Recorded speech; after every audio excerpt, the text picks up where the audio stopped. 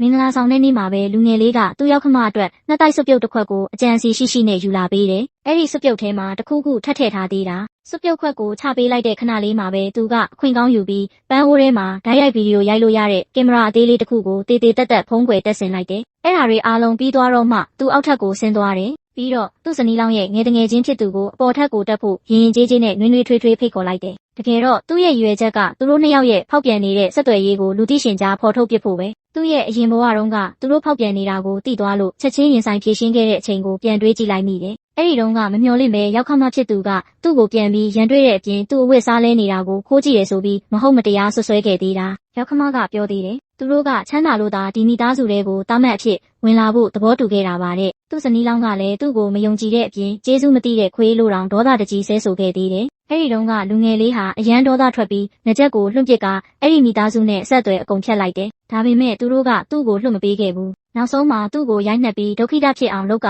အပြက်စီးတွေကြားမှာသူ့ဘာသာသူတေးလိုတေးရှင်လိုရှင်ပစ်ထားခဲ့ကြတယ်။ဒါပေမဲ့မမျှော်လင့်ပဲကံကြမ္မာကသူ့ကိုနောက်ထပ်အခွင့်အရေးတစ်ခုပေးခဲ့လို့သူပြန်နိုးထလာခဲ့တယ်။အဲ့ဒါကြောင့်ဒီဘဝမှာတော့အဲ့ဒီမိသားစုတစ်ခုလုံးကိုထိုက်တန်တဲ့ပေးဆက်မှုမျိုးပြန်လုပ်ပေးမယ်လို့သူကြိမ်ဆိုခဲ့တယ်။အဲ့ဒီနောက်သူကတက်ဆင်ထားတဲ့ကင်မရာကို Bluetooth နဲ့ချိတ်ဆက်လိုက်တယ်။အဲ့ဒီအချိန်မှာပဲရောက်ခမကြီးကဆွေမျိုးတွေတငယ်ချင်းတွေနဲ့အတူဝင်လာတယ်။လူငယ်လေးကမြင်ချင်းပဲရှေ့ကိုတက်ပြီးတောင်းပန်လိုက်ပေမဲ့ရောက်ခမကြီးကအတိအမှတ်မပြုတဲ့အပြင်သူ့ကိုအလုသမားတစ်ယောက်လိုပဲလူပုံအလဲမှာအဆက်ခွဲလိုက်တယ်။သူ့သမီးကအတင်းစွတ်တောင်းဆိုလို့သာဒီလက်ထပ်ပွဲကိုသဘောတူခဲ့တာလို့လည်းပွင့်ပွင့်လင်းလင်းပြောပြလိုက်တယ်။ပြီးတော့သူတကယ်သဘောကျတဲ့တားမက်လောင်းကဟောငယ်တငယ်ချင်းပဲဖြစ်ခဲ့တာလို့လူငယ်လေးကိုပြောလိုက်သေးတယ်။တော်သေးတာကအဲ့ဒီအချိန်မှာဇနီးလောင်းကထွက်လာလို့ရောက်ခမကြီးရဲ့စကားတွေခဏရက်သွားတယ်။ဒါပေမဲ့သူပထမဆုံးမေးလိုက်တာကမမျှော်လင့်ပဲဟောငယ်တငယ်ချင်းအကြောင်းဖြစ်နေတယ်။ဦးလေးဖြစ်သူကတော့အဲ့ဒီတငယ်ချင်းကသူ့သမီးကိုတွေ့ပြီးနောက်မှာအဝတ်စားလဲနေတယ်လို့အေးအေးဆေးဆေးပြောလိုက်တယ်။ရောက်ခမကြီးကရုတ်တရက်စိတ်လှုပ်ရှားသွားပြီးသူ့သမီးဒီနေ့ဘသူနဲ့ပဲလက်ထက်သူ့ရဲ့အနာဂတ်ခင်ပွန်းလောင်းကအဲ့ဒီငယ်တငယ်ချင်းပဲဖြစ်ရမယ်လို့အားလုံးကိုကြေညာလိုက်တယ်။အဲ့ဒါကိုကြားတော့ဇနီးလောင်းကလူငယ်လေးဟာသူ့အဖေကိုစိတ်ဆိုးအောင်လုပ်ထားတယ်လို့အထင်မှားပြီးလူပုံလဲမှာတောင်းပန်ဖို့သူ့ကိုခိုင်းလိုက်တယ်။ဒါကိုကြားတော့လူငယ်လေးကအကြောင်းပြီးရက်နေမိတယ်။အဲ့ဒီအချိန်မှာပဲရောက်ခမကြီးက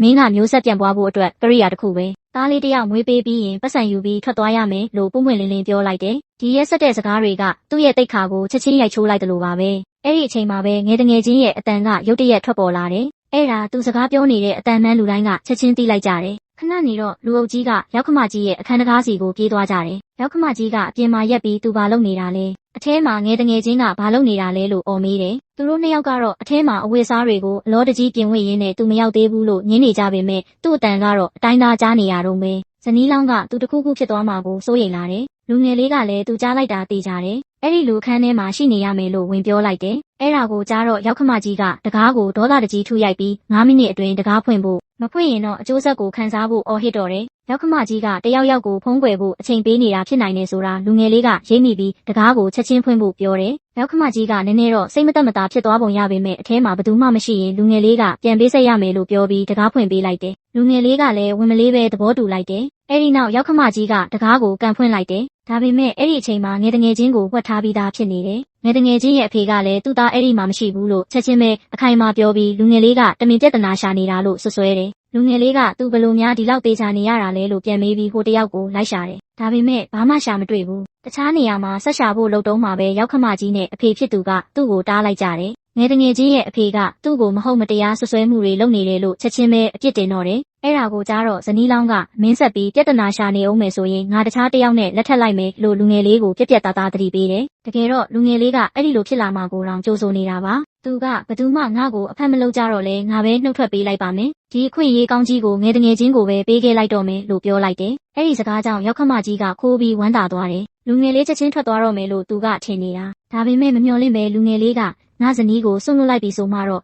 ငယ်တငယ်ချင်းကအပြင်ထွက်ပြီးကိုရောင်ပြတင်တာပေါ့လို့ပြောလိုက်တယ်။အဲ့ဒီအချိန်မှာဇနီးလောင်းလည်းအရန်ရှက်ရသွားပြီးဒါနောက်ဆုံးခွင့်ရေးပဲဒူးထောက်ပြီးတောင်းပန်ရင်ခွင့်လွတ်ပေးမယ်လို့ပြောတယ်။ဒါပေမဲ့လူငယ်လေးကတော့ဆုံးဖြတ်ချက်ချပြီးသားပါ။တစ်ဖက်မှာလည်းရောက်ခမကြီးကစိတ်မရှိတော့တာနဲ့အားလုံးကိုအောက်ထပ်အရင်ဆင်းခိုင်းဖို့ရောက်ခမကြီးကိုတိုက်တွန်းတယ်။သူကတော့အဝတ်စားလဲပြီးမှဆက်ပြောမယ်ပေါ့။ဒါကိုကြားတော့လူငယ်လေးကသူ့သမီးကိုစွန့်လွတ်မယ်ဆိုရင်ငယ်တငယ်ချင်းရှိနေရမယ်လို့ဆိုပြောတယ်။နောက်ဆုံးတော့ရောက်ခမကြီးကဒေါသပေါက်ကွဲပြီးရောက်ခမကိုဆွဆွဲယုံတင်မကပဲရိုင်းဆိုင်ဆိုင်လုပ်နေတယ်ဆိုပြီးလက်ပါတော့တယ်။လူငယ်လေးကတော့နောက်ဆုံးမပေးပဲငယ်တငယ်ချင်းစီဖုန်းခေါ်ဖို့သူ့ဖုန်းကိုထုတ်လိုက်တယ်။အဲ့ဒါကိုမြင်တော့ရောက်ခမကြီးကကြောက်ကြောက်လန့်လန့်နဲ့ရှေ့ကိုပြေးထွက်လာပြီးဖုန်းကိုလူယူကမြေကြီးပေါ်ရိုက်ခွဲပစ်လိုက်တယ်။ပြီးတော့လူငယ်လေးကသူ့ကိုအမြဲတမ်းပြစ်မှတ်ထားပြီးမဟုတ်မတရားဆွဆွဲနေတာပါလို့ပြောတယ်။ ဖုန်းခေါ်လို့မရတော့တာကိုမြင်တော့လူငယ်လေးကနီးပြူဟာအရနောက်ဆုတ်လိုက်တယ်။သူကသူ့ဇနီးလောင်းကိုကိစ္စတွေကဒီလောက်ထိဖြစ်ပျက်သွားပြီဆိုတော့ငါဆက်မနေနိုင်တော့ဘူး။အဲ့ဒါကြောင့်တဲခိုဖို့နေရာရှာဖို့မင်းရဲ့ဖုန်းလေးခဏလောက်ငှားပါလို့ပြောလိုက်တယ်။အဲ့ဒီတော့မှရောက်ခမကြီးကတက်ပြင်းချနိုင်တော့တယ်။လူငယ်လေးကဇနီးလောင်းရဲ့ဖုန်းကိုယူလိုက်ပြီးခဏလောက်ကလိလိုက်တယ်။ပြီးတော့သူက